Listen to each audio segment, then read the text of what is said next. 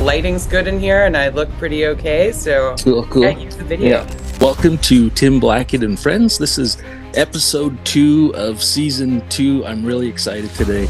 I have Hannah Pittard on the show.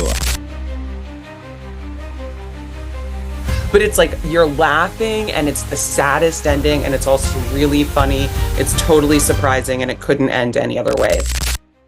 Just the act of trying to put yourself in somebody else's position or somebody else's shoes, I think can only make us more empathetic and can only expand our viewpoints of the world. If you only write what you know, then you're almost always just going to write about yourself. And that's not exactly fun for me or for anyone reading. It is a look at, well, what happens when the appropriator becomes appropriated. I think a lot about appropriation and what's fair and what's not fair. It's definitely vicious.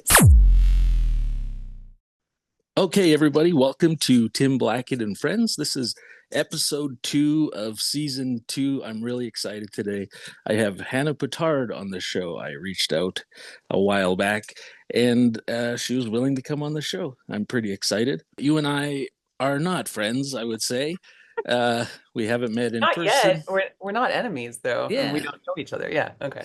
We've been chit-chatting via email a little bit over the past couple of weeks, so I feel like we're at least friendly and heading toward friends. So as I've said, for this new season, I'm being a little more relaxed and I'm trying to be a little bit more collaborative. So for each guest that comes on, I ask them to work together with me to come up with a list of books we want to talk about. And Hannah was quick on the draw and she had her own idea. She wanted to talk about lean, mean books written by women, which I thought was a great list. I feel like we'll come up with some good books here. So I guess to start, I'll just ask, what made you come up with this idea? It seemed like it was on the tip of your tongue. And I guess what made you think of it, and what exactly or vaguely do you mean by lean and mean? Well, I loved your invitation to come on and talk about books. I love talking about books. It's what I do for a living, read them, write them. And I don't know, you're just, when you asked for an idea, I thought, what are the books that I've recently loved reading and what are the books that I love talking about and teaching? And the first book that I thought I definitely wanted to talk about is a book by Ann Beattie, and it's really short. So my brain went, short book, it's by a woman, it's lean, it's mean. And those were the adjectives that I came up with. And then I realized that I pretty much have like a shelf that could be considered lean, mean books by women. Awesome. I just like it when they're fast, they're surprising, there's something sort of edgy about them that maybe at the time they were written wasn't necessarily expected. So I was just thrilled to come up with it and thrilled that you were receptive to it. Yeah. Well, it's a great idea, and it makes for a snappy title I can put on all the promotional stuff. So it's pretty sweet.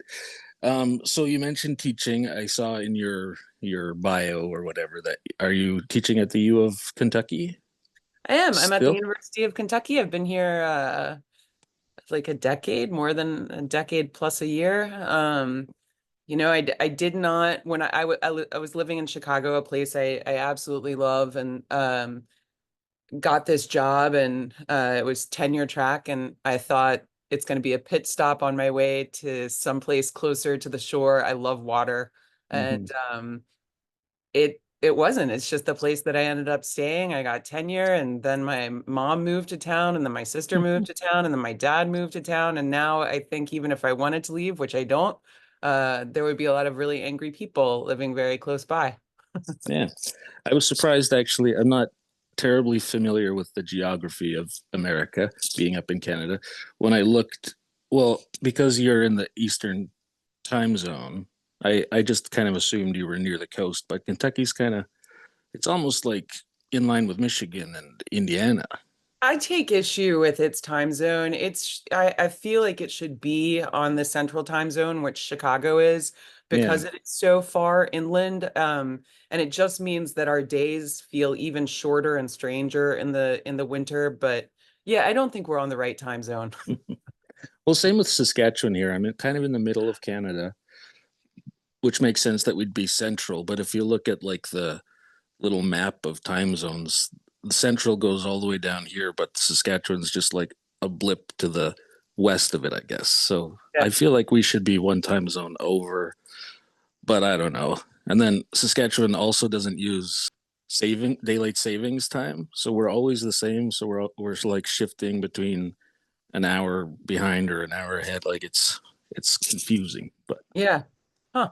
for me it's the same all the time. But for when I have a book club online too, and we try to meet, and every time, every month, there's someone like, oh, I thought it started at 5 and I was here, but It, anyway. it does start at 5. It's just somebody else's 5 Yeah, exactly. It's 5 o'clock somewhere. somewhere. Uh, and so you've written, is it six, your sixth book is coming out in July, is that true? That is true. My sixth one comes out in July, and we'll see what happens. Yeah, so you've written 4 novels and a memoir, kind of, and then this new novel. I'm really excited for this new novel, if I'm honest.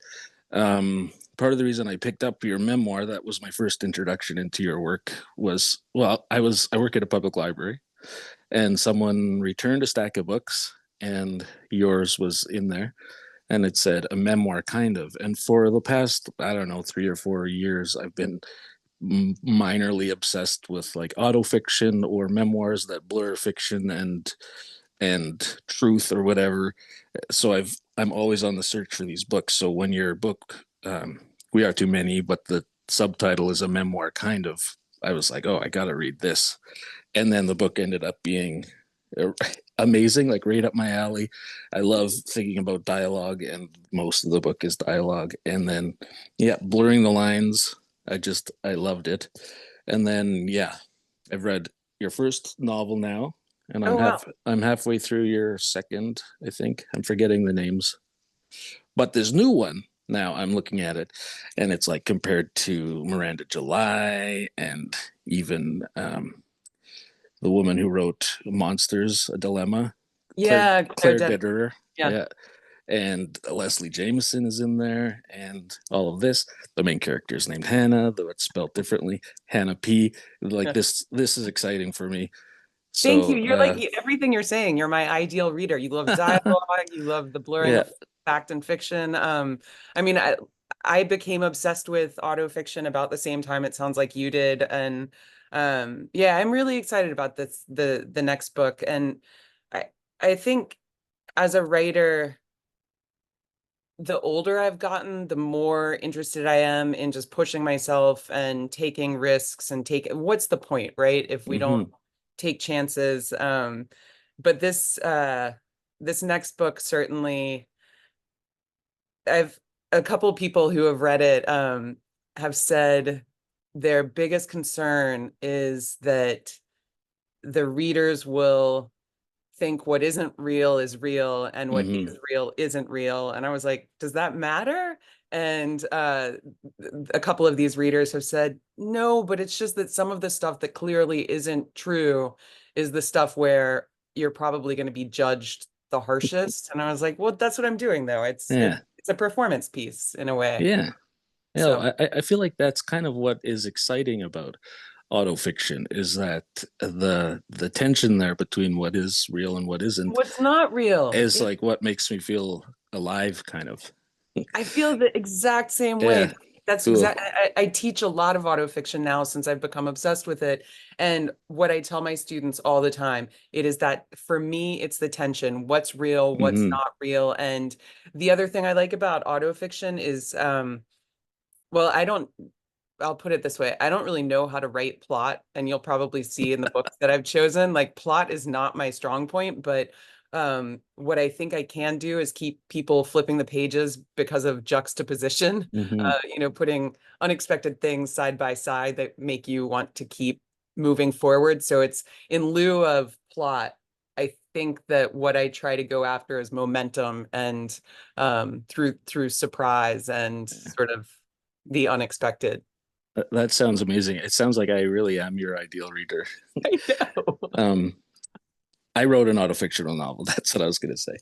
Um, I have one book published, a collection of short stories. So when that was published, my publisher wanted to see my next. They had rights of first refusal to my next document or Yeah. whatever. So I sent them this thing. It was pretty much a first draft, kind of like a one and a half. I had done, it wasn't very polished. It's good work, I think, but it's anyway. Their critique, and then another critique from an agent who requested to see it after my book was published. Um, the same critique was this feels too much like a memoir to publish as fiction, and I mean they had other critiques, but that was in there, and I was like, well, yeah, but that doesn't matter because it's supposed to feel real in a way, and I could never publish it as a memoir because I put shit in here that's not it's not real. So, Yeah, what but hmm. yeah. That's I find feedback like that to be very frustrating. Like when I wrote a book that wasn't published, I think it would have been a fifth book, but it would have been where the memoir got published, but no one picked it up. But one of the pieces of feedback was we loved it, but it needed more oxygen. And I Hmm. walked around for like 2 years being like, what? Like, What does it tell mean? me what you mean. Like, do you Yeah. want, like, do you need an axe murderer in there? Like, what does it mean? And then I will say, like several years, I moved past it. I'd written the memoir, but several years later, I was just sort of walking down the sidewalk and I was like, oxygen, you need oxygen to live. Oh, it was lifeless. Really, what they were just saying is that it was a flat, lifeless book, but they came up with a fancy way to like trick Yeah. trick me. But I find abstract feedback really frustrating. Yeah, for sure. Yes. Okay, well, maybe we'll dive into our books here. I think we each have at least five. I Mhm. brought five, and I'll let you go first with your first example of a Okay. lean, mean book written by a woman. All right. I'm going to start with the Ann Beattie books since I've already planted that seed. Sure. Um, Walks with Men. And Okay. fits really nicely, man, into our kind of like auto fiction thing. Because like, see this woman here on the front. She doesn't have a face, and it's not Mm-hmm. Ann Beattie, but like from the right angle, it kind of could be Ann Beattie. Um, but okay, check out this is the description of the book on the back, and I love the way that a lot of autofiction they pull you in and they make you start guessing from the cover, right? From the Mm-hmm. cover the book begins. So you're thinking the description here should involve the character or the hero that we're about to hear about. Mm-mm. Ann Beattie arrived in New York young, observant, and celebrated in one of the most compelling and creative eras of recent times. So does the protagonist of her intense new novella, Walks with Men. I mean, right off, they're just like, Yeah. please be thinking of Anne when you're reading this book. Um, but it's just wicked smart. I teach it all the time. I feel like it's as much this coming of age story of this young, brilliant woman who quickly becomes cynical in this completely entertaining, self-deprecating, very wickedly smart way.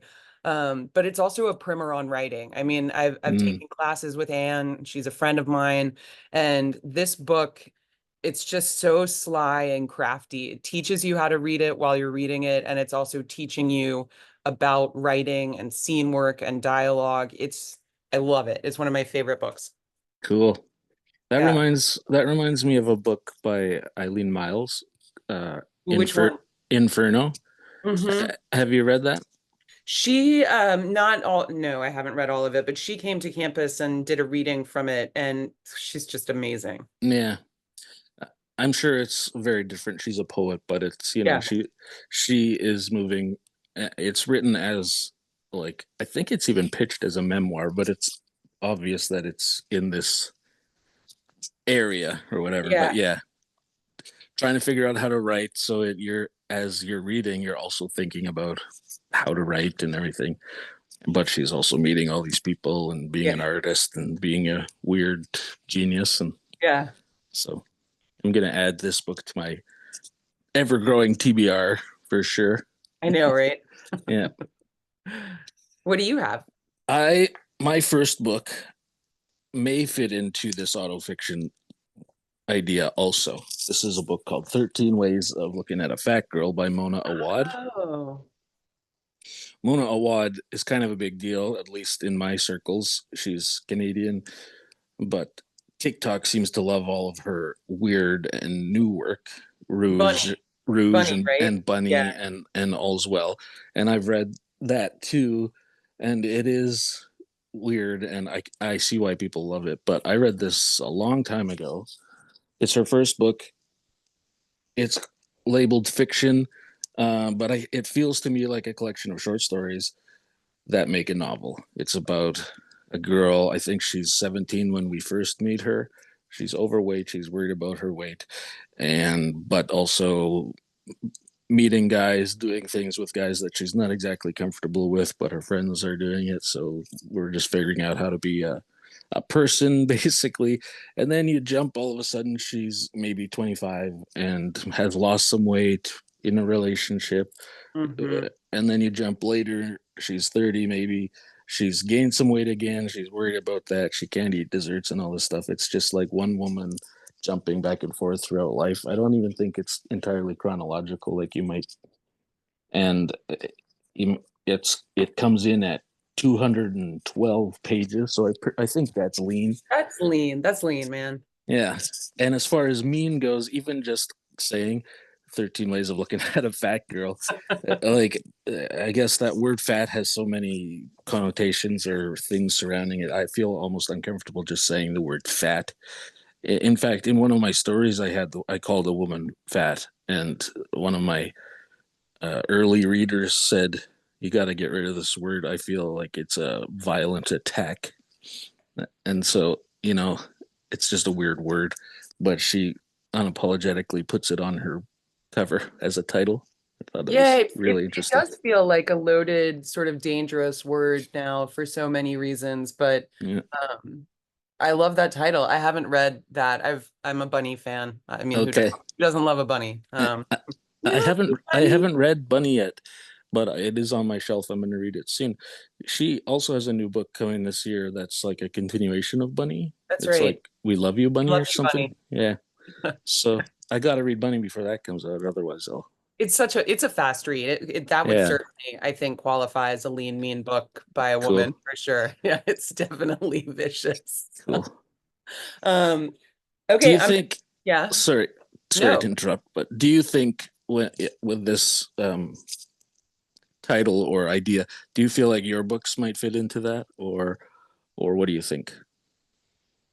I think that's a really interesting question. By a woman, check. Mean, check. The woman or the book, I don't know, check, check. Um, I think that it's funny. My boyfriend tells me we have this joke every time I write. He's a scholar, so his books are, they're so long, but they're Yeah. packed. It's like 1,000 words on a page, and the font is so tiny. Yeah. Um, and they're 100,000 words, but my books are, 50,000 to 80,000 words. And every time I write a book, I'm like, this one is going to be the one that's over 300 pages. So we have this kind of like joke bet before that it gets typeset and everything. What will it be? And I think this, If You Love It, Let It Kill You, the one that comes out in July, it comes in at 304, but that is with Nice. there has been some massaging of spacing on maybe Okay. everybody's parts, but I think so. I think yeah, I think certain of my books can come in I would call lean mean, like the memoir probably. Hmm. And my third book for sure, this book called Listen to Me, which is a bit of a thriller, sort of a psychological thriller. But yeah, if somebody called me lean and mean, I'd be fine. If they called my books lean and mean, I'd be fine. Yeah, that would be great. Cool. Cool. Cool. Okay, so I'm gonna go back and I think this next one is my I'm gonna use the word that we're not supposed to use, is my fattest book that I've chosen. And it's just over 200 pages. Lori Okay. Moore's Oh, Anagrams. okay. Do you know this book? Have you I read I Anagrams? haven't. I've read self-help and Bark and her short fiction, but I've never Yeah. read any of her novels. I don't know. And I haven't read this This one. this book is another one you can tell that I teach it because of, Oh yeah. like, I don't Cool. do that just for fun with a book. I know that there are people on Instagram Yeah. and TikTok who have like all the special stuff. So this is called Anagrams, and I think it does such a good job of showing off her skills as a short story writer and a novelist, because the book begins with three different stories, all Mm. starring the same characters, but they're all anagrams of themselves. So the relationships are shifted differently in each of them. And then the real book, quote unquote, the real book begins using the same characters, but sort of stuck in place, and they stay stuck in place for the rest of it. Um, it's, I think it is, when I read this book, I was probably in my early 30s, late 20s when I read it for the first time, and I thought, this is the book I wish I had written. And for a moment Hmm. I found it really deflating, because the thing that I it's so clever and circular, and it's very inside baseball with itself. And it I'm very interested in meta books, that bring in writing, and sort of distill and dissect what the storyteller is doing. And this does it in such an easy, she makes it look easy, and it's not. And she Hmm. makes the reader feel smart, and she's so funny and so self-deprecating, and it's also really deep and dark. And I think that is the thing that it took me the longest as a writer to figure out how to be, even though it was the thing that I wanted from the beginning, to be able to be deep, dark, and also funny at the same Hmm. time. I'm very interested in polarity as a writer, mixing the highs and the lows. And I think, I mean, this is a book that my students used to, when I was teaching at DePaul in Chicago, and that's where I taught this book, like from quarter to quarter to quarter. My students from one quarter would tell my students the next quarter, just whatever you do, try to get her to read the last page aloud. She's going to sob. And so it took me a while to figure out that this was like the party trick that they were bringing to the class, because I love reading and I love reading aloud. And so inevitably at some point in the quarter, somebody would be like, will you read this? It's just so beautiful. And I, like 3 or 4 times they got me. And like the fourth time I was just like, they're giggling. I'm like, you guys knew I was going to cry. And they're like, yes, we knew. And it was epic and it was wonderful. But it's like you're laughing, and it's the saddest ending. And it's also really funny. It's totally surprising, and it couldn't end any other way. It's another perfect book. That's amazing. I got to read more of Lori Moore's work. I just love her so much, and exactly what you're saying. She is so hilarious, but her work is never, as far as I've read, frivolous in any way. It's like very poignant at the same time, Yeah, and it's like it is mean, right? yeah. Like, but mean in a looking up at the world, not looking down at the world. But Hmm. she has a sense of the ridiculous, a sense of the sublime. Like that story that takes the one that reads as autofiction, where she's in the Hmm. pedonk, and her son is dying. Right. The end of that, like, here's the story, now give me the money. Oh, Seriously. Yeah, the New Yorker has a podcast, and they just invite authors on, and the author chooses a story from yeah, another author and reads it. love I it. don't know if you know, and Yes. I forget who it was, but they were reading Lori Moore. I even forget what story it was. It may have been that one. Um, but yeah, that's what they were saying is how incredible it is. It almost singular in Moore's work, how she is able to like make you laugh, like laugh out loud on one page, and then like feel totally gutted on the next page. And yeah, Oh yeah, so she's like a knife to the heart. Totally. Oh, it's really good. my next book is a very short one. Let's see how many pages. 134. It's called "We Had to Remove This Post" by Hannah Bervowitz. I have never heard of this or seen that cover, but I love the cover. Right. Yeah, The author is Dutch. I just read in her little bio. I'm not sure if it was translated or if it was uh, written in English. Translated by Emma Roth. Anyway, this is about a woman who works at a company much like TikTok, but it's not TikTok in the book, with a cohort of people whose job it is to review all of the videos that are flagged as problematic or dangerous that need to be pulled. So they're all together watching the craziest, shittiest, grossest things. Like to the point that I think there's five or six of them that as you go through the book, it actually feels much longer than it is. Each of them starts kind of losing their minds or starting to believe some of the nut job conspiracy theories that they have to pull off the internet and stuff like this, and they get into fights about racial tensions and different things. The main character is a lesbian woman who's in a relationship with another woman at the company. I think they're at the company. And the way she talks about it, it's just this loving relationship. They're in a good, healthy thing. But by the end, you kind of realize that the main character has this warped idea of how she's treating other people and everything. And she thinks she's being normal, but everyone around her feels like she's kind of a crazy person. It was just a wild book. Obviously, I read it in one sitting, and I was like, in fact, when you gave me the idea for the list, this was the first that popped up in my head. that's awesome. I love to Leaning know on it. like the first thing that Yeah, comes to mind in with something like this, like a category, right? Categories are so hard and so strange, but yeah.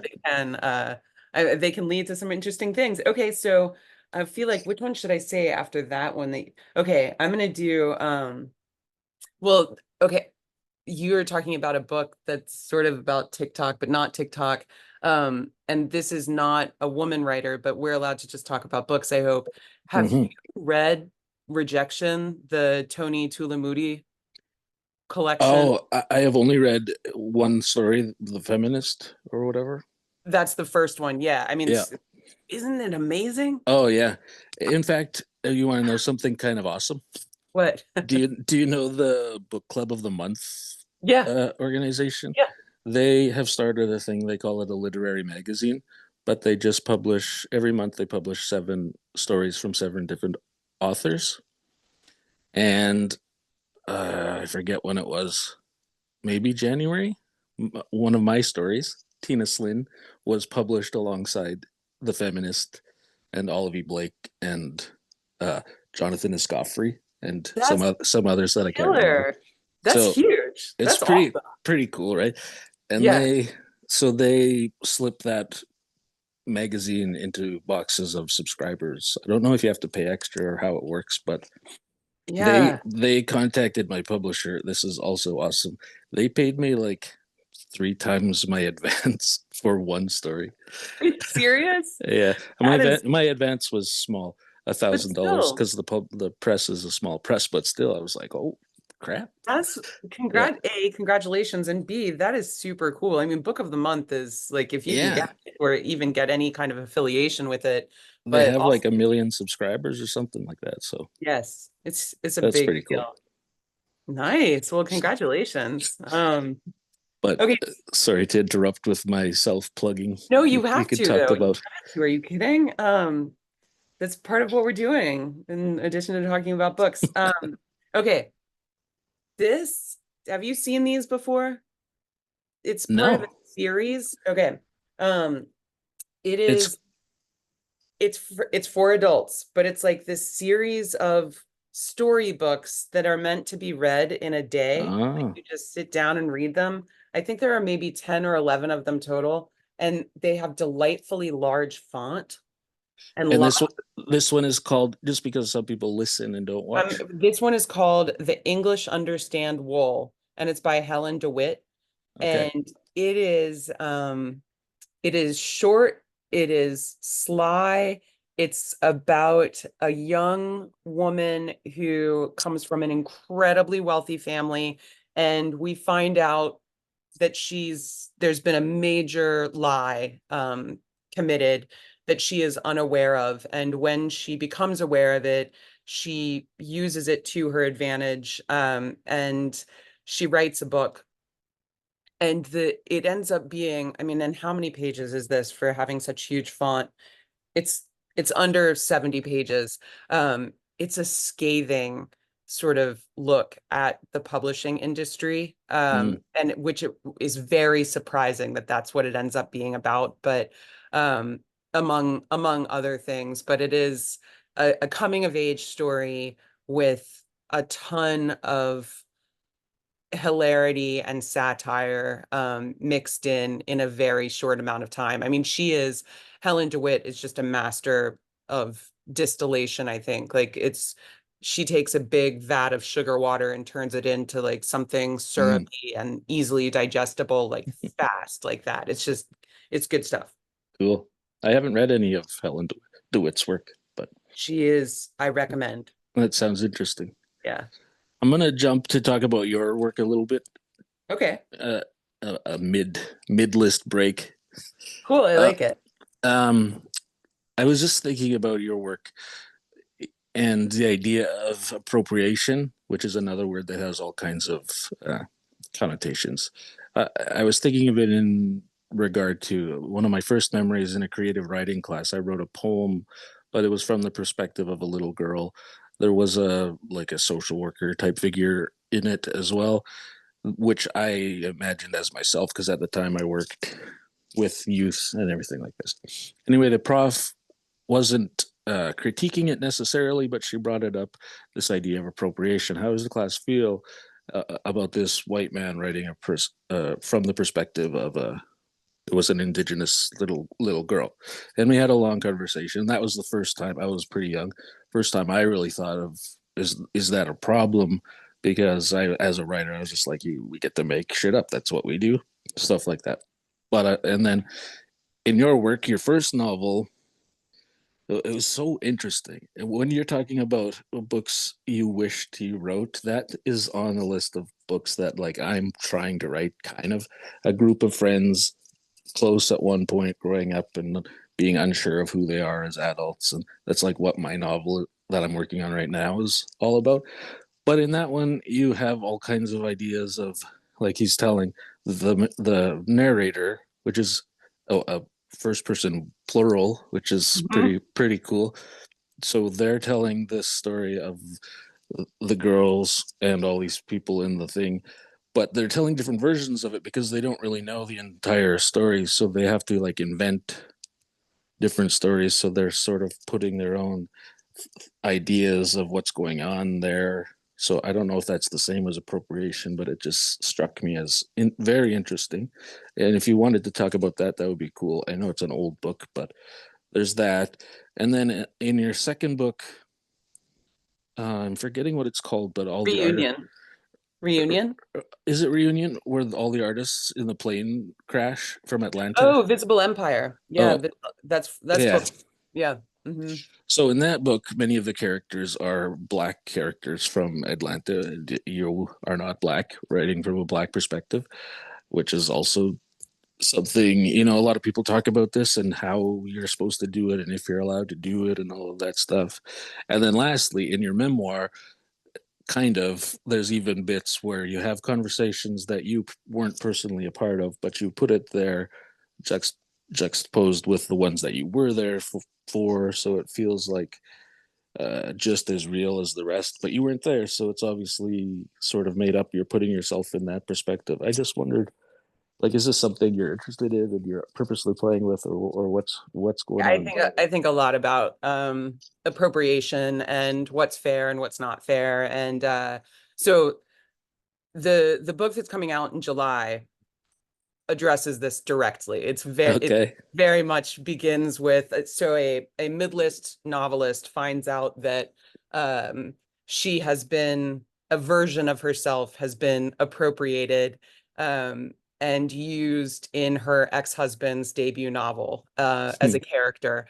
And this is a novelist who she herself has sort of built a career on corrupting, co-opting, and appropriating the lives of her family members. And so it's it is a look at, well, what happens when the appropriator becomes appropriated. So it is full scale direct looking at this. And there's a moment when Hannah P texts one of her friends and says, if I wanted to use you in a novel, could I? And her friend says, well, I'd probably want to have some, artistic say in like what kind of character I am. And then they go on and on and on with this texting back and forth. And her friend finally says, and she's the one who introduces the word appropriation, but her friend says, appropriate me all you want. Like, go for it. That you've got my permission. Um, so I would say a couple of things with my first book, The Fates Will Find Their Way, which is first person plural, like you said, it's the boy's perspective. I don't feel like I'm appropriating anything by speaking from their perspective. I think I'm trying to put myself in somebody else's shoes, but I am very much with that book trying to it's it's an indictment, a loving indictment of male gaze, because they are so these boys who are so obsessed with this girl who's gone missing. um, they use her life in order to they sort of filter their own life through what her life might have been. And Hmm. they keep stealing her memory and deciding things for her and thinking they've seen her. So the way they're using her is, I think, questionable, and that's very intentional. Like, I think good books invite good questions. Maybe they have answers, but hopefully they raise interesting questions for the reader and for readers to discuss together. Um, the book about Visible Empire, which uses a real life incident as its, launching a plane crash in Atlanta. That one was something that I really wanted to be careful in how I threaded the needle. There are certain sort of legal rules with people that you can write about. If somebody is famous enough, you can include them in a certain way, use their name, because their image is kind of already out there. But for all of the main characters in that book, I invented them, sort of modeling them on types Mm. of people. And then there's one character, Piedmont, whose story gets told throughout that book. And he's a young Black man. And I thought a lot about how to write him. And I think one of the important things, and everyone has different ideas about what you're allowed to do. Yeah. And I think that I'm not I wouldn't know that I'm in the creamy middle, but I have very particular things that I'm comfortable with, which may or may not be the things that other people are comfortable with.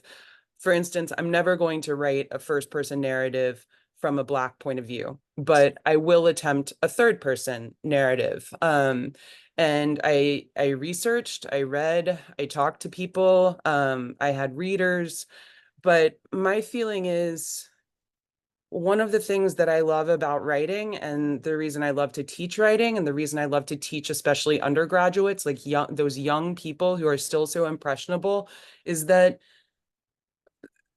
being forced or being allowed to imagine somebody else's life, of course, you're not going to get it right, but having like trying just the act of trying to put yourself in somebody else's position or somebody else's shoes, I think can only make us more empathetic and can only expand our viewpoints of the world. So I wasn't trying to steal anyone's story. I was just trying to um push myself and imagine a life that wasn't mine. Hmm. And that's interesting to me. And if I love writing about women, and I love writing about women who are like me. But if I were only allowed to write about women like me, I'd probably chew my hands off, right? Like that's Yeah. just that's part of what's interesting to me, but it can't be all of it. It can't be for me. Hmm. Yeah, it goes with that, the tip age old writing advice, write what you know, which I think might be a good tidbit of advice for young writers, maybe. At least it was useful for me when I was first thinking seriously about writing. But also, I think now where I am, I'm like, that's kind of, well, it's just very limiting. If you Right. only write what you know, then you're almost always just going to write about yourself. And that's not exactly fun for me or for anyone reading.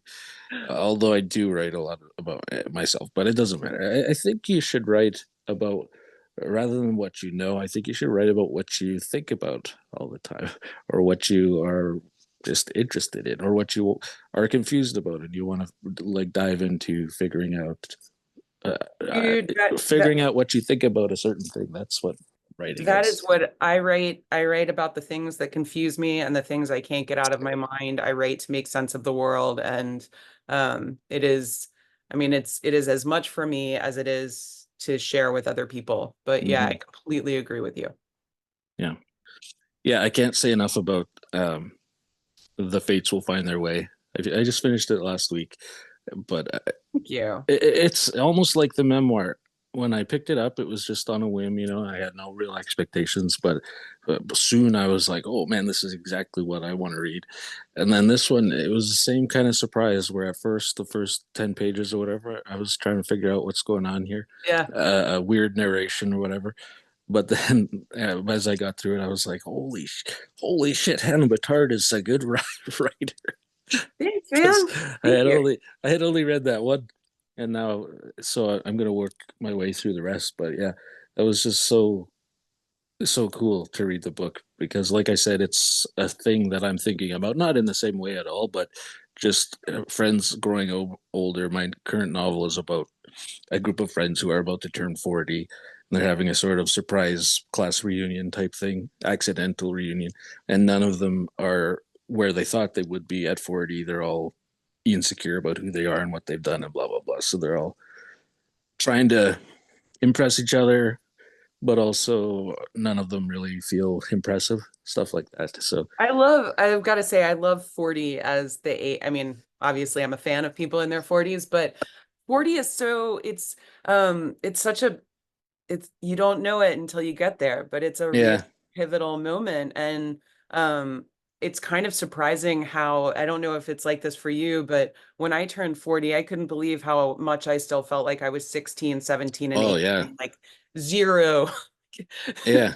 Nothing had changed except that I'd gotten rid, I think I got rid of a lot of baggage of, but what about what people think? What about this? Yeah. That's the kind of, there's so much that you lose getting older, like elasticity, like in your skin. But man, the stuff that you get socially and Yeah. like confidence wise, I think is I'd trade it, you know? Yeah. Yeah. Yeah. I just turned 40 last year.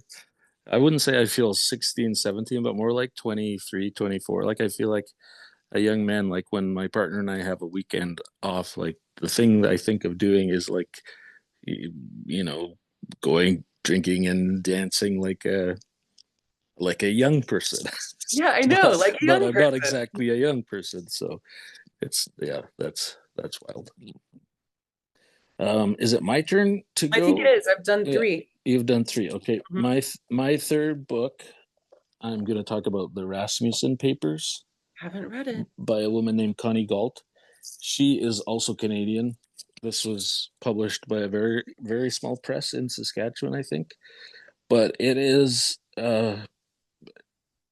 I use the word brilliant a lot, but it is I feel like a brilliant talking about works that are thinking about writing while writing a story and thinking about art. This is about a woman who has for a long time has been obsessed with another female poet. And that poet has passed away, but her former lover is still around, and she believes he has a bunch of letters that she wrote that no one has seen except for him. So she is trying to the premise her premise is she's going to write a memoir about this poet now that she's passed away, and she goes to this guy's house to try to convince him to give her this ephemera or whatever. The old man lives with his brother who's also an old man, and it's just this weird, she sort of gets in a relationship with the brother, and they're sort of kind of working together to to convince the old guy to share the stuff on the premise she's writing a memoir. But oh, she tells him she's going to write the memoir about him. That's what she's really interested in. But he sees through it all, and so there's this back and forth, this weird tension between the brother and her, and then her and the actual. Well, he's also a poet. It's just like wild. I guess I don't know how to explain it. Um, the mean part comes in that the main character is like a young woman, unmarried, no kids, not young like 20s, but young compared to the old guys. I think she's also 40 and they're young, but she has, taken control of her own life, sort of. She ends up flirting, not flirting with the brother. It's just like this whole mess of a situation. And in the end, the old artist with the letters is like keen to her scheme, and he says, I've known this all along, basically, without spoiling. It's not really a spoiler because, well, plotless stuff. He ends up giving the work to her um colleague, who is a man, because the old man thinks the man should write this memoir, the man base. So it's like a critique again of the ways we look at female artists versus male artists, and how even in old age or whatever else, this man is unwilling to give this the the female poet who's passed away, to give her voice to this female poet who is obsessed with her and everything. He decides, no, I'm going to give it to this dude who sort of professionally writes biographies or whatever. So Fascinating. yeah, It sounds and messy in the best way. yeah, and Connie Galt. This is the first I've read of her. I think she's from Saskatchewan, where I'm from. Um, but either way, when I talk about this book, like when I reviewed it on Book Talk, I called it a writer. It's a book for writers, a writer's book, because it's thinking about art. It's thinking about why we create art. It's thinking about how we do it, the things we become obsessed with, like talking about she wants to write about this woman. She can't really write about anything else. It was just like really fascinating. I read it with a group of people in our writers guild here in Saskatchewan, and the feelings were mixed. Some of them like didn't get it, but some of those of us who know stuff, the smart people got it. No, i'm Yeah, just yeah. i'm just i'm just kidding. But it was like some of us took it as like thinking about the book from a writer's perspective. The others are maybe part of the guild of more like administrative people. They're not really thinking from a writer's perspective, so they were just like, I don't know, it felt like boring and stuff like this. But for me, it was like riveting, thinking about all the ways we think about art and writing. I do think that a lot of the introspection that books about art, fill in the blank, what kind of art, they can, to people who are not, it's just to people whose passion it is not. I do think it often gets categorized as navel gazing or boring or what's the Mm-hmm. point? And I think the most important thing that I remind my students and that I have to remind myself if I ever accidentally, deliberately go on Goodreads and look at reviews, I just have to remind myself the point is not to please everyone. And if you've written Mm-hmm. something that pleases everyone, there might be something suspicious about that. And so even though there is like that ache to my ego when I encounter somebody who's like, it's just not for me, that's not my speed, like nothing happened. I just have to remember the point is not to win everyone over. The point is to write something that I like, that I think Mm-hmm. is good, and to try to make connections with other like-minded people who are interested in they want to read the story. For sure. Yeah, that's a hard part of, like, I just published my first book, so like most of the reviews have been pretty positive, because not a ton of people have been reading it. But yeah, that first review, because I can't help checking different places either, but that first review, just 1 star, and not even any commentary, just like 1 star. I was just like, who is this? Aaron with an E. Okay, when my first book came out, I did check the Amazon. I was checking it all the time Yeah. before I learned that like that's just a way to lose your hair quickly. Um, but someone gave me 1 star and it was very early, and the review was horrible packaging, took 5 days to arrive, 1 star. Oh And I man. was like, no, no, that's 1 star for Amazon. That's not 1 star for me. Yeah, I'm that so that's the bummed. worst. Listen, I'm telling you, that's what that person was who gave you 1 star. They just Yeah. they didn't like the arrive how it arrived. Yeah, that's a good perspective for sure. That is my perspective all the time. Okay, sorry, Aaron with an E. I feel less. Okay. So now I'm gonna go to Doris Lessing. I have to for the Mm, child. Nice and lean. Have you read this one? no. It's okay. I love that we are introducing each other to so many books. Yeah. Um, this is just such a wicked book. And it's so clever and also funny and very, very dark. And it has this kind of surreal, otherworldly quality to it. So this young couple, they're beautiful. They decide to leave London and move to the country when everyone else is like moving to the city, and they're going to do it the conservative backwards way. They want to have babies, and they want to have when everyone is, trying to just like not do that and move forward. And so this golden couple moves to the country, and their friends come to visit them, and they have a baby, and their friends are, keep telling them, oh, it's going to be horrible, you're going to be bored. But every time their friends come to visit them, they're like, you are so lucky. You are living this magical life. They have another baby. Their friends keep coming. They're having parties. Everyone's like, holy cow, it's amazing out here in the country. Who needs London? Who needs society? They have a third child. It is like Shangri-La. They have a fourth child. Everybody is happy. And then they have the fifth child. Oh, the fifth And child. it's Yeah, of just like, course. I won't give anything away, but boy, does it take a sinister, dark, Oh, strange turn. And uh, I think it's another one that comes in probably at about 150 pages. And Doris Lessing is just, the best. She's won the Nobel and she's so smart. I just love her. cool. Yeah, I'll add that to my list for sure. It's a fast Interesting. read. It's a fast. It's Cool. it's I highly recommend it. Okay, for my fourth book, I think I'll talk about this one. And then I have one more question about your work, and then we'll do our last Okay. book. This is called Norma by Sarah Mintz, I love that cover. right? Yeah. It's amazing. She's also a Canadian author. The publisher or publicist reached out to me, in fact, last year to say, can this woman and another named Sydney Hagel come on your podcast?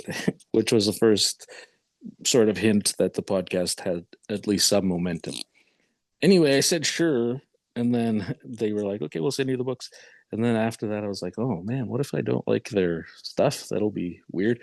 But I ended up just loving both of their books, and this one in particular is just fascinating. This is about a elderly woman whose whole family has passed away. Within a year, I think she lost her husband and her sister-in-law and her best friend or something. So now she's alone.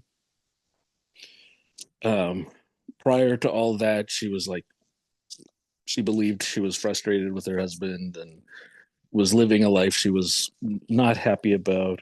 But now that everyone's gone, she's thinking, "Oh man, I wished all these people were here. I don't know what to do." Blah blah blah. To pay the bills, though, she gets a job as like a transcript person. So Uh-huh. companies put their stuff, videos or voice recordings on this website, and she can choose which one she wants to transcribe. So she has to listen or watch and transcribe all of this stuff. Fascinating. She ends up finding a police report and investigation or interrogation. So a policeman is interrogating this man about a crime, like a pretty gross crime that he committed. But then she also finds the victim report too. So she's transcribing both the perpetrator and the victim, and then the cop is there, and she kind of gets obsessed with these people, and she realizes once someone says something that they live in her city in an area not too far away from her, so she sort of starts trying to put herself in places where she might run into these two individuals. So she's like just sort of hoping they come in contact, and she ends up interacting with both of them, and she knows all this like ridiculously personal information and like traumatizing information about them, but she's just to them some kind of old lady. And then she gets like farther and farther into this weird obsession, and it's like just a mess, and things happen that, well, yeah, you have to read to find out. But yeah, and again, talking about a perfect ending, like three-quarters of the way through, I was like, how is this book going to end with any sort of resolution or anything? But it's only 170 pages too. But the ending, I just felt was so perfect. Almost like I read a collection of her stories too. And when we talked on the show, she talked about her stories. She likes to have less of an ending and more like the sense of an ending, Mm, which I think a lot of short fiction people like to do, yeah, where the reader gets to like stretch out past the final period and think what's going to happen. absolutely. And the book is not quite like that, the novel, but it is in a way where you're like, there's no way this could end on any sort of hopeful note. But where it gets to, you're like, okay, I could see this possibly turning into like, we're not all, it's not entirely nihilist. It's, anyway, Yeah. it was a It sounds like, surprising book for me. is it kind of like a psychological thriller? Is it It's is it actually not. It it's feels like not. it. Okay. It feels like it might be, especially when describing it, but it isn't. It's like a fairly slow, like in the literary sense, I guess, intimate. Like you sort of get to know the people in the that she's transcribing too, and they, compared to what we hear or see in the videos in real life, they're just like wildly different and unexpected characters. So I don't know. There's nothing like, it's not going to keep you up at night, but Mm, it will keep you okay. thinking a lot. It's not Pet Cemetery. No. Okay. That one I read that maybe 5 years ago was my first Stephen King, and then I had to read everything that Stephen King wrote, and I could not get them scary enough after Pet Cemetery. Oh But yeah. when I was reading it, I was in, I think I had just turned 40 or maybe I was 39. Literally was sleeping with the lights on during Pet Cemetery. But then like once you get that scary, scary story, you just want more and more. And so I would ask my friends, what's the scariest? What's the scariest? And Yeah. somebody said it. And I was like, nope. I mean, it's great, but it's not that scary after Pet Cemetery. Somebody else said Salem's Lot is the scariest. And I was like, nope, it's really upsetting, but it's nothing's gonna be Hmm. like Pet Cemetery to me. But anyway, that one sounds really good though. Yeah. Norma. By Norma. Sarah Mintz. Yeah. Okay, great. Okay. The question I wanted to ask about your work. Let me remember it. Oh, it was about the memoir in particular. Because after I read the memoir, I was talking about it on my TikTok page and telling everyone to read it. And someone said, "Oh, it's even more interesting if you read this article in, I forget where it was." The New York Magazine, the New York Magazine. Right, right, right. Yeah. And so that's talking about how characters in the book are real characters, and all four of you who are the central characters seem to have written about the same story in different ways. One is a poet, one wrote a novel that they haven't shown anybody, and the other is working on a novel that may or may not be getting published. And then you, of course, wrote this memoir. I just wondered if you could talk about all of that experience and how that came to be. Sort of, why did you choose to write this as a memoir instead of, because you've otherwise only written fiction? And Mhm. if you're willing, I just Oh, for sure. was very No, curious about all how all that went down. yeah. So my ex-husband had an affair with my best friend from grad school, my closest friend, the woman actually who introduced me to my husband. And they had an affair, ended the marriage very quickly. we all of us, her ex-husband as well, are writers in some way. And I was the quote unquote uh successful writer of the bunch, right?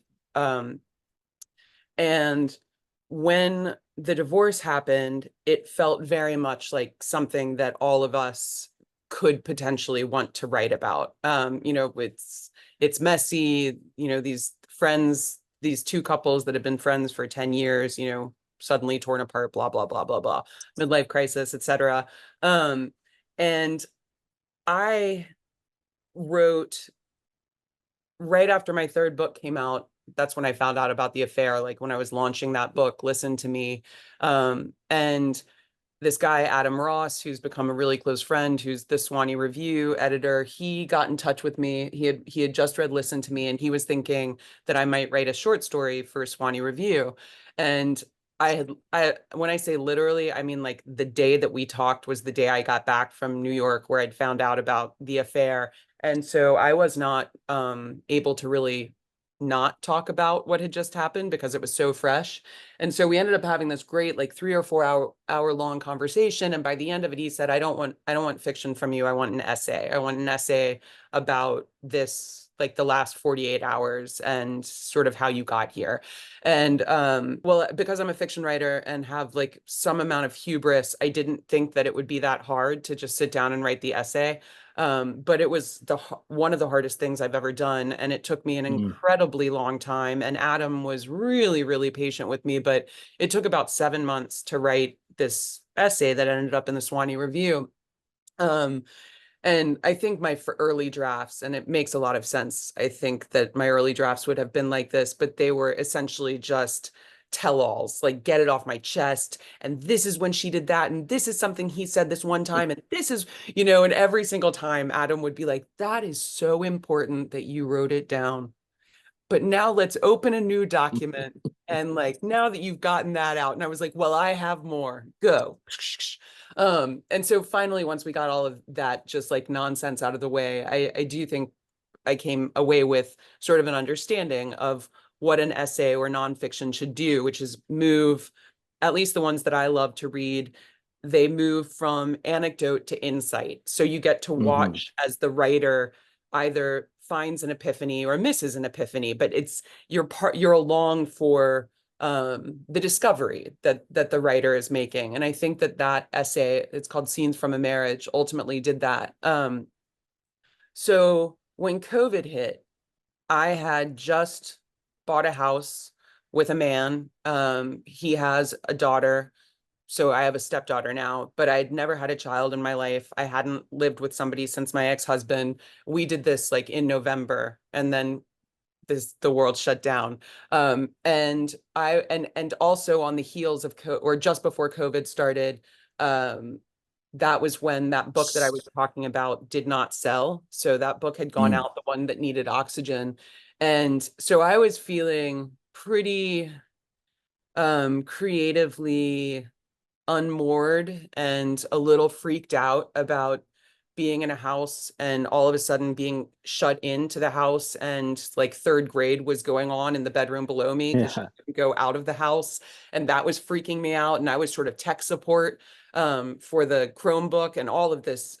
I just felt like I was dying and going a little bit crazy. And the book hadn't sold, and I would come up here where I am now, which is my attic office, and I just wanted to write, and everyone around me wanted me to write because I process the world better, and I'm a kinder person, and I'm a less stressed out person. So there was a lot of encouragement from all sides, like go write something, go upstairs, go like get away from us.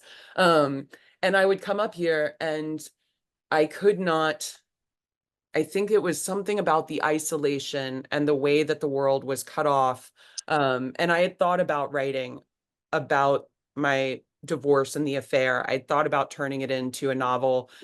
I've turned a lot of my life into different novels, aspects of it. It's never something I've struggled with before, using myself for fodder, but I could not make, every time I tried to write it as fiction, I just couldn't care less. Like Mm. I didn't, it was so underwhelmingly not interesting. It just felt like, who cares? Some woman had a bad friend and like a shitty husband and like so what? Like they didn't have kids. She got the house, she got the car, she got the dog. Like I couldn't make it interesting.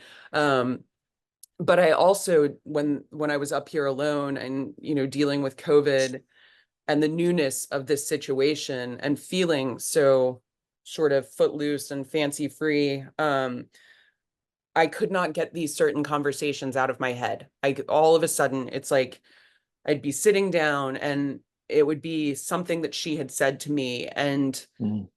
and I'm revising it in my head, and I'm realizing what she probably meant, and then I'm thinking, why did she say it? And then I think of something he said, and because um I think I have, people talk about a photographic like memory, like when they read that kind of thing. And I vaguely have that, but I do think I have a kind of photographic memory um when it comes to really poignant scenes in my life. It's something that I actually, as a teenager, I remember sitting down um and telling myself, remember exactly this, so that when you're 25 or when you're 35, you can remember this exactly.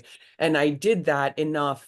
And I had no idea what it would result in, but what it resulted in is a kind of like crazy, like a very difficult brain for me to be around, and certainly a horrible brain for a lot of the people who love me to be around, because I remember things really clearly. And if people contradict me, and this is why it's amazing that I was ever married or that somebody wants to live with me at all, but when people contradict like my very clear memory, it makes me feel like insane. And also incredibly, I think I used to be defensive back when I was married, and I would just go into myself and I would be like, okay, no, no, no, I'll just go over here and like deal with the fact that they're just wrong, wrong, wrong. And since my divorce and turning 40, I'm much more of like a pugilist about it. Like, no, here's why I'm right. Because the white dish towel was to the left of this thing when my mother opened the door, and I remember that a leaf came in, and then you pushed down on the leaf and the leaf did this and blah blah blah. And like meanwhile people are looking at me like, just doesn't matter though. Does it matter that I said I wanted ice cream and now I don't? And I'm like, I just want to figure out why you did and now you don't. um so all of that to say that these conversations were playing in my head, and I just started writing them down. And it was very artless. It was not with any formatting. Um, and it would be like Hannah and Trish talking, um, Hannah and Patrick talking. And then all of a sudden, my sister was like in these conversations because my sister hated Trish, always hated Trish. So I was like, oh, those are fun conversations. I'll build those in. And I think there was a moment where I started getting a little bit scared that this was the thing I was writing on, and what was I doing, and could it ever be anything? And was I wasting my energy writing something that um, maybe wasn't good for me? Like, I don't know that it was at the time. I wasn't sure if it was therapeutic or going backwards. But I kind of cleaned it up a little bit, not much though, and sent it to my agent, and she was like, well, I'd certainly keep reading this. And she's honest, she has her abstract ways of telling me when something's bad, which I really appreciate. Like, oh, yes, well, this is something that I can understand why you would put it in a drawer. That, yeah. So when she said I would keep reading this, I was like, well, that's exciting. Mhm. And there's one friend that my ex and I kept in common, and I sent it to him, and he said, well, okay, but I want to keep reading, but I want more booze, I want more sex, I want more of like all this like really intimate stuff. And I was like, well, I have got that in troves. So I wrote and it turned into this memoir. But because I'm a fiction writer, there's a fair amount of fantasy in there, but I acknowledge where the fantasy is. um and so the book, we found an editor for it. I think, helped me a great deal. She helped like streamline it and turn it into a lean, mean kind of bullet of a book. And right before we were about to announce the sale of the book, on Publishers Lunch Marketplace, whatever that thing is called, like literally the day that we're finalizing the language, I get an email from my agent, and the subject is, "Have you seen this?" And it's just a screenshot of my ex-husband's debut novel that they had just announced the sale of in Publishers Market Lunch Place. And I was very caught off guard because the description of his book, I thought he'd written a memoir because it is Mm. about a man who's a professor who has an affair with his professor writer wife's best friend. Like it was the breakdown of, our marriage, and Yeah. it was the plot line of my memoir. So at first I thought it was a memoir, and I was really upset about the description because in the description of, again, when I was misinterpreting what I was reading and I was thinking it was a memoir, in the description, it refers to my forthcoming book as a work of autofiction and not as a memoir. And Mm. so I was like, because I don't like being wrong or misconstrued or appropriated, except I also don't care. Um, but I was just like, this drove me a little bit batty, thinking that he'd gotten it wrong, that I thinking that my memoir was autofiction. And so I took a screenshot of the screenshot and I sent it to my dear friend Ada Limon, and I was like, "Can you believe this? He's written a memoir." And she wrote me back and she said, "Oh, sweetie, he's written a novel." And I was like, "What?" And she was like, "He's written a novel." And then I said, "And what the F is autofiction anyway?" And that is the beginning of my obsession with autofiction. It was Mm. like a deep dive into Sheila Heti and Yeah. just like so many of these great books that have been out there the whole time without me quite understanding what they're doing. And the only reason I didn't choose a Sheila Heti book, by the way, is because they're too big. Hmm. And you could just pick five of her books and say, here, these are Yeah. like great books by women. Um, so so when his book came out, I was surprised by it, but obviously I couldn't get my hands on it. Nobody and people, my editor, my agent, they were all trying to get their hands on it, and which was funny to me because I was like, I don't even know if I want it. And fortunately, they were not able to get their hands on it. And in in the year and a half it took for his book to come out is when I wrote "If You Love It, Let It Kill You," which comes out in July, Mm. which is about sort of my fictionalized version of myself driving herself crazy while being confused slash curious about this book that's about to be out in the world with this unflattering version of herself. And so, and it becomes about so much more. It's really about art and artistry and appropriation. And that's just the springboard that gets the story started. But in the midst of all this, uh, his book came out, and my paperback version of the memoir they were both released on the same day, which I think was the week before Valentine's Day. And my publishers did intentionally do that because they thought, well, we'll just see, right? Like he's Hmm. already, this is somebody else's phrase. He's yet again writing her coattails. So let's just like see what kind of interest we can gin up. So they came out and nothing happened. The memoir was well received, but not well read. And it's just the plight of authors everywhere to not be Hmm. well read. But a month or two went by, and then there was an email from this editor at New York Magazine that said, "Hey, we're working on a story about these two books coming out at the same time.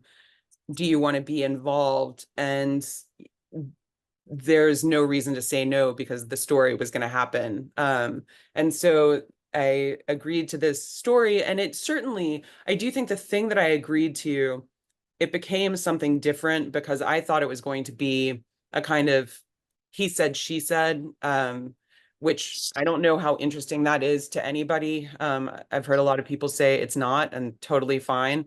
Um, but it ended up becoming more like a he said, she said, he said, she said, because there are all four of them in there. And Yeah. uh, and I wasn't anticipating my former friend and her ex-husband being part of the conversation. That kind of threw me a little bit for a loop because all three of them are still very Mm-hmm. much like in a cohort, and I am the one who divorced myself from the cohort. So I was nervous about the way what the three of them, how they might have portrayed me or painted me. But I think ultimately, the lesson is we all take our own versions of a story with us. And, theirs are so maddeningly far from my version of the truth that it makes me,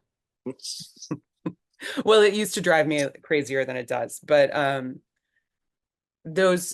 so that's how that article, that very, very, very, very, very, very long profile came to be, which a lot of people hated, and I did not read the comments. The Mm. one thing I do know is not to read the comments in something like New York Magazine, right? Um, because why? But I do think it was circulated a lot, and a lot of people maybe hate Reddit, and that's fine. So yeah. Yeah, I think the person who shared it with me wasn't particularly fond of the article, but I just found it fascinating. Maybe because I'm also a writer, and just the idea of four writers writing about the same thing just seems like a wild concept. Because, like you said, everyone has their own version of what's happening, and Hmm. it could never just line up perfectly. These four accounts of the same thing would never be the same. So it was just Yeah. extra fascinating for me. Yeah. Yeah. Well, thank you. I mean, it's something else to become the subject like that. Mm-hmm. It was the writer who came down, Chris Heath. He came to Kentucky and stayed here for 3 days, and I've never had that kind of intensity, Yeah. like a spotlight on me in that manner. Having he'd listened to every interview I'd given from since 2011. He'd read everything I'd ever written. So sometimes, like by day two, and we're 11 hours into, this one-on-one, he'd say, "Oh, so this one time when you said," and like repeatedly, I would have to stop and say, "Did I say that to you yesterday? I don't remember saying that." And he'd say, "No, but it was this interview you did on a radio show in Ohio in like 2015." I'm like, "I don't know. Like, did I mean it? Sounds crazy, like something I'd have said." And he's Yeah. like, "No, you definitely said it." And I'm like, "Okay, cool." So that was intense and strange. Yeah. That's wild. I can't really imagine having that intense of a, but I've only made like two or three interviews, so you wouldn't have much to quote No, but if there you. would be so much to ask you then. I mean, that's Yeah, I wonderful. suppose. Yeah, there's so much of that material still waiting to get out there. Like I I I I I thrive on being genuine and authentic. And sometimes when I hear myself repeating myself, it makes me just like really just sick to my stomach, because I want to always be saying something real. And I preferably it would be something new, but that would also, if everything always has to be new, well, then you're gonna run into some issues, right? Hmm. With consistency, I guess. So Hmm. yeah. Are Okay, we I know I said I had one question, but I have one more. okay? Yeah. I don't think it'll be as in depth. Thank you so much for sharing that entire story. That was I'm very sorry if I interesting. took too long. Nope, I can talk, as you can see. there's no such thing as too long. Okay. Um, so I read a book a couple years ago now called Brown Girls by, her name is Daphne Andreades, I think. Hmm. And this book is written third person plural. It is so the brown girls in, I think it's Brooklyn. The entire book is we did this, we did that, we fell in love with this guy, we decided to go here and do that and this thing.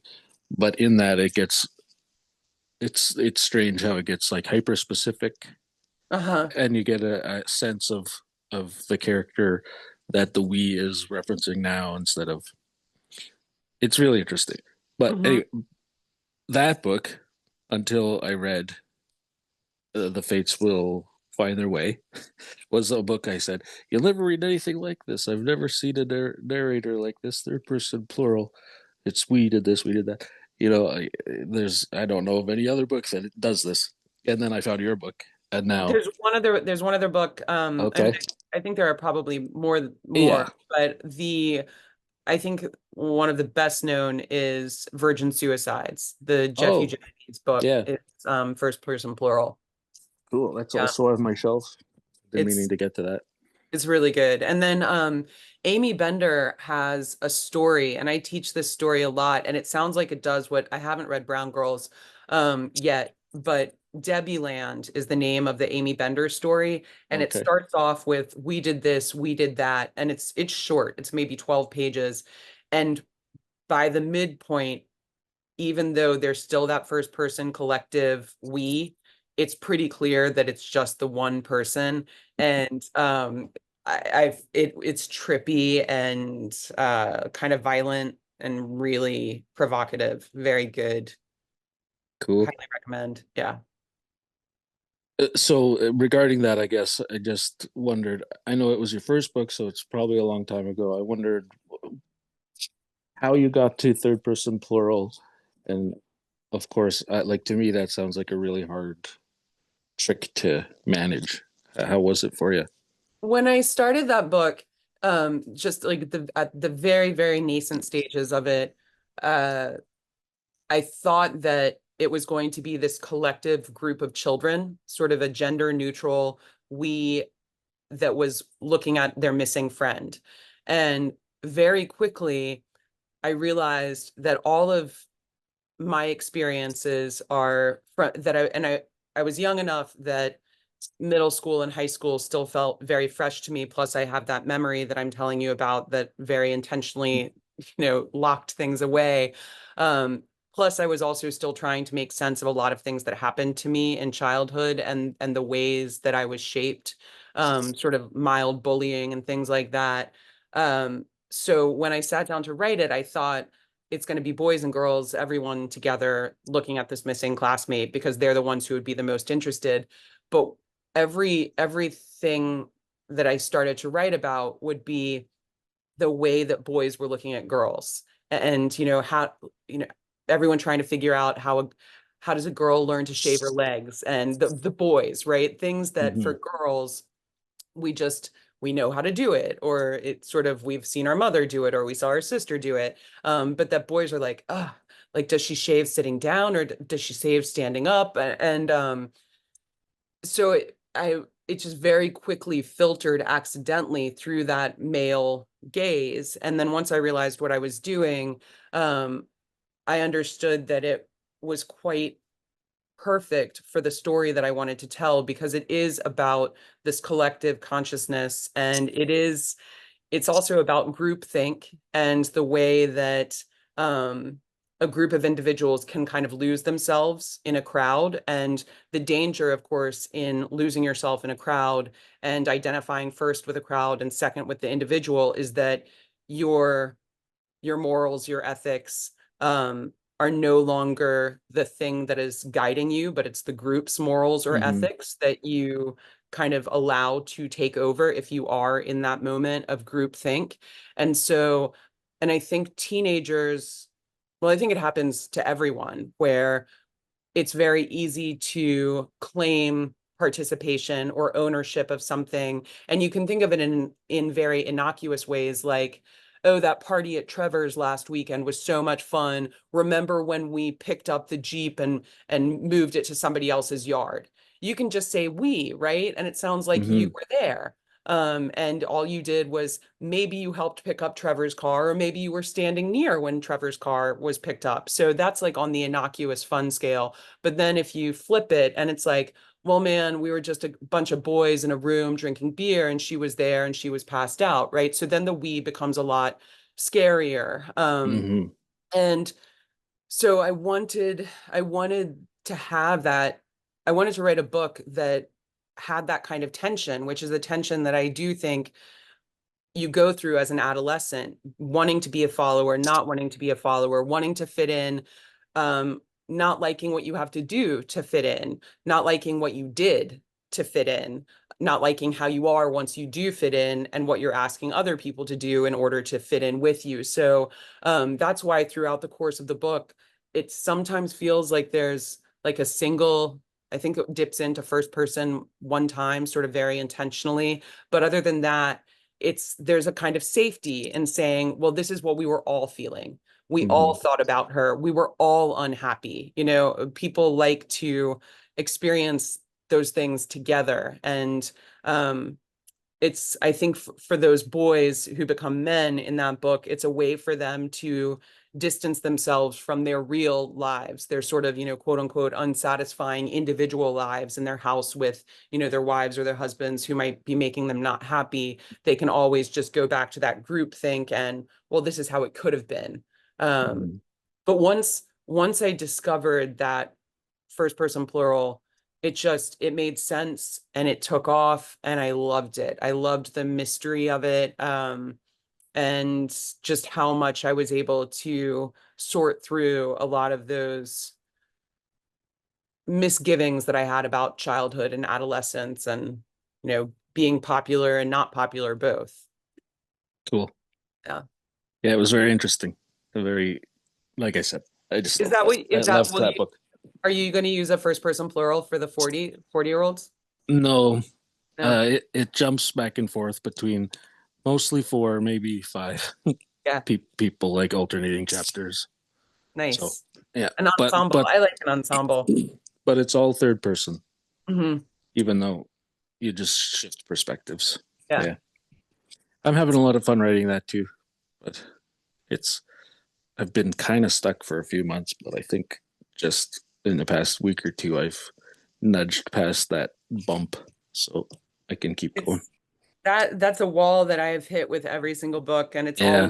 it's always reading for me that Hmm. pushes me out of it, and not even reading something that's similar to it, but just reading a good Yeah. book, and then it starts to trigger those things like the Yeah. electricities, and you're like, For ah, sure. yes, epiphany moment.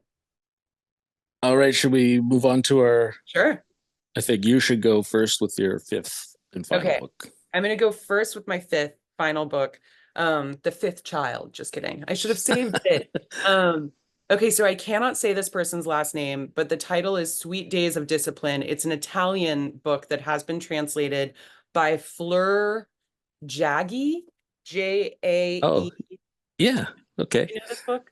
I know it. I haven't read it, but it is on my shelf. Okay. Well, we probably read a lot of the same people recommending It books. seems like it. Yeah. This is a boarding school in Switzerland, first person narrator, young. We meet her when she's young and obsessed. She's 14. She's kind of an outsider loner. And this new girl comes to school, and the new girl is an object of her. It's not quite desire. It's unclear what it is, but Mm. it is quick. It's short. I think it's 100 pages. I love it. 101 pages. So it is definitely a day read. It's also such a cool, I love Yeah. that cover, but very strange. Susan Sontag is the quote on the front, and she says it perfectly. Wonderful, brilliant, savage. That is Awesome. I'm going out with Sweet Days of Discipline. Such a great title too. Yeah, for sure. Okay, my fifth book is, I think, a little bit different than everything we've been talking about. It moves into fantasy or sci-fi. It's called Finna by Nino Kipri or Cipri. I'm not sure how to say her last name. I love the title. I think she is a Finnish writer or something like that. Um, but anyway, this is a book about two people who work at a big box department store, much like IKEA, but it's not IKEA in the book. The author is queer, trans, non-binary, and one of the characters is also non-binary. The other, I think, is a woman and they work together. Prior to the book starting, they are in a relationship, but they have just broken up, but they still work at the store together. On this shift, they're minimum wage employees. A wormhole opens up in the middle of the store, and an old granny gets sucked into the wormhole. and the micromanaging manager says, "You two have to go into the wormhole to find this woman, even though you're being paid minimum wage. You'll be fired if you don't do this." So then they have to go into this wormhole and they go through all these different weird dimensions, parallel universes, which are similar to Earth, but not quite like Earth. One is like in the future, sort of, where they're in the same store, but it's like AI or robots are running everything, and they're so they get caught out as humans, and the robots are mad that humans are there, and all this stuff. But again, it's like a ridiculous premise, just weird. And it is a weird book. But again, they're going through all this turmoil as a duo and trying to sort out their relationship stuff and what went wrong and everything else. And then finding the granny, but they find like different versions of the granny in the parallel. So it's a mess. But it was like fun and exciting and just weird, but also again not frivolous. There Uh-huh. was real character development and tensions between these real characters, and I had a lot of fun with it. I think there's a sequel too, but I haven't read it. It But sounds yeah, crazy. It sounds like an adventure love story. yeah, basically, it's like one. It's a short novel, also, 136 pages. But yeah, Nice. the only thing I thought of after, or the one thing I thought of, I just hope somebody turns it into like a movie. I could see it turning into like a really cool movie or even a series. And Yeah. it's weird to think 136 pages could turn into some epic thing, but that's how it But if felt. it's visual enough, I mean, just saying wormhole, right? Like Yeah, that alone is gonna get that's minutes and minutes and minutes of content right there. yeah, I'm yeah. So so that's my excited five. about the books. Those are I love that I had not read any of them. That's so great. Yeah. And I've not read any of the ones you chose either. Fantastic. That's pretty cool. I know. I'm having a lot of fun with this concept here. Like Emily Austin was on and she picked funny books about sad people. Oh, that's great. Yeah. And again, we were familiar with each other's picks, but I don't think we had read, at least we hadn't read all of them. And no repeats between us. And I have another coming on named Micah Jacobson. She's Mhm. Canadian too, from Alberta. She wrote a collection of essays and a collection of short stories that just came out. She chose story collections that feel as expansive as novels. So Ooh, I'm excited for that one too. nice. Yeah, Awesome. it's been a fun little exercise for me. There's nothing I like more than talking to other writers about writing, and now we get to I get to talk about your work, but also a bunch of other work. It's Well, it listen, I'm definitely there are a lot of writers who I know would love to come on and talk to you, and they've got new books and stuff like that. I will cool. reach out to you because this was Yeah, fun. This was a lot of fun. awesome. Yeah, that'd be Yes. awesome. Could send them Uh, my email or whatever. That'd be so cool. I like how casual it is too. Yeah. Good choice. Okay. Cool. All right. Well, I don't have any fancy ending or anything, so I guess we'll just say uh, thanks for Thank coming you. on, and we'll see you next Farewell. time. Yeah, Cool. absolutely. See you next time. Thank you for having me. Yeah, I can't wait for the next book to come out. Woohoo! Yeah. All right, have a great day. Yeah, you too. Bye. Bye.